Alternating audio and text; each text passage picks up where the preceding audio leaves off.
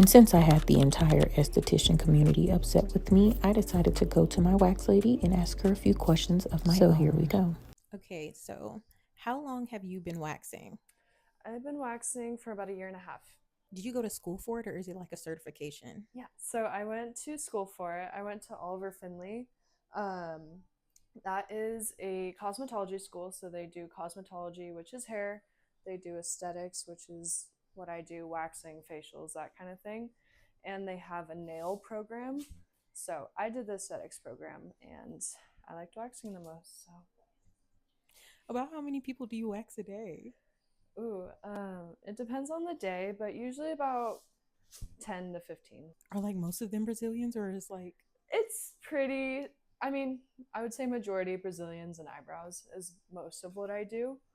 Um, but yeah, depends on like if it's summer, definitely more Brazilians. So yeah. okay?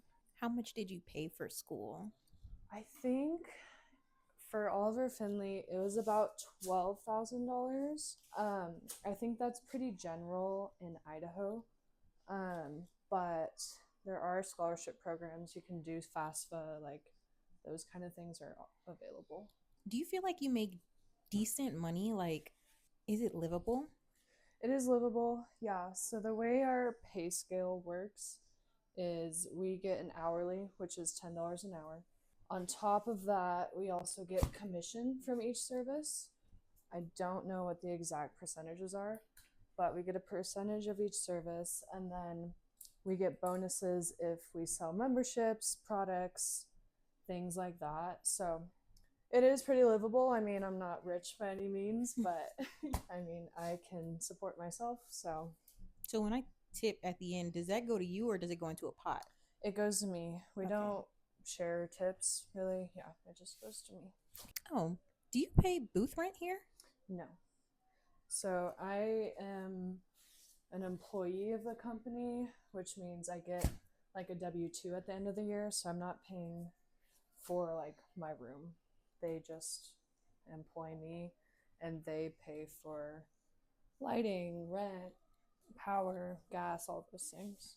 Oh, period. So you don't have to pay for like any of the waxing or any of the materials. I don't pay for anything. We're renting a place downtown Boise. It's expensive. And so, yeah, I think those all factor into it. But I wouldn't be able to afford waxing if I didn't work here. So that's also something. But Do you get a discount? yeah, I mean, if we have free time, we just wax each other. So Can you wax yourself? no, I cannot do that. Some girls can, and it's so impressive. I cannot do that. I cannot reach where I need to reach, and yeah, I just wax like my lower legs and that kind of thing. But other than that, here, aesthetic school, you basically just get a crash course in everything. So you learn the basics of facials, you learn the basics of waxing, basics of brow laminations, lashes, all that. And I think it is really important to go somewhere and have them teach you more.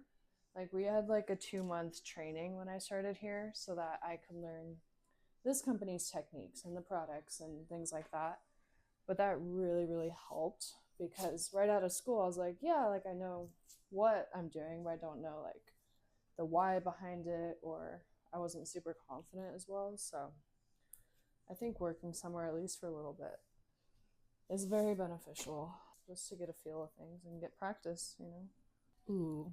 Have you ever been giving someone like a Brazilian, like maybe it was their first time, and you were just like, I can't do this? Like, Because it was like they were just doing too much? Oh, honestly, no. Like I've gone through every like first time Brazilian that I've done. I will say though, girls are fine, men, no.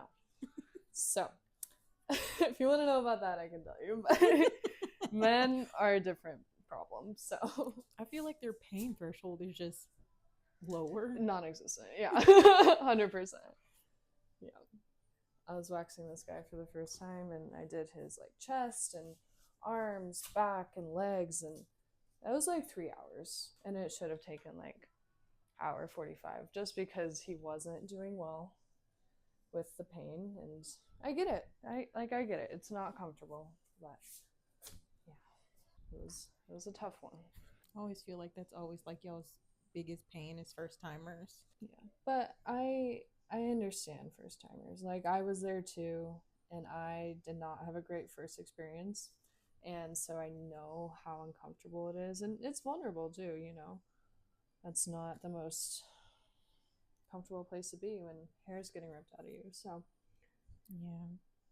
I never get mad at anyone that's just struggling because it hurts. I think it's just hard for people to believe like it does get easier. Exactly. I'm like, trust me, but it comes down to yeah, if they believe it or not. Yeah, because I think the first time I wouldn't be able to just sit here and just talk while you're just ripping Oh hair off no, never. my sensitive parts. Exactly. But it does get better. It does get easier. You just gotta trust the process.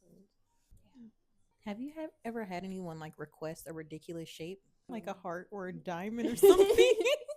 not me, but my coworker did do a heart for Valentine's Day, and she said she did it pretty good. So I wouldn't even know where to start, but it does happen.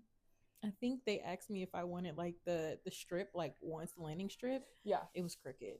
It was crooked. It was so crooked. It was like a diamond, and I think I went home and tried to fix it. No. Okay, that's why like I'm fine doing a landing strip, but it is hard. I don't even know if it's straight half the time, and I'm like, I hope so. It just feels like trying to put a middle part in your head.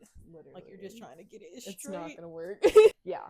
So, but yeah, it's mostly landing strips or triangles that we do. So those aren't too complex. But if you ask me to do like a star or clover, there's no way. People ask for those. There's no way I can do that. Sorry, I am not an artist in that way. You obviously see a lot more than I do, but like, how common is that mohawk? Is it like very common? Yes, that's okay. Like they say, like it grows like that because like it's a lot of, I guess, heat. Like it's, I don't know, like I can't remember what I was told because I surely asked. I'm not sure. Yeah. And I'm like, why do I grow a mohawk? I was like, does everyone grow a mohawk? Yeah. And then I think it's also different because I'm black and my pubic hair isn't curly. Which is, yeah, I did notice that.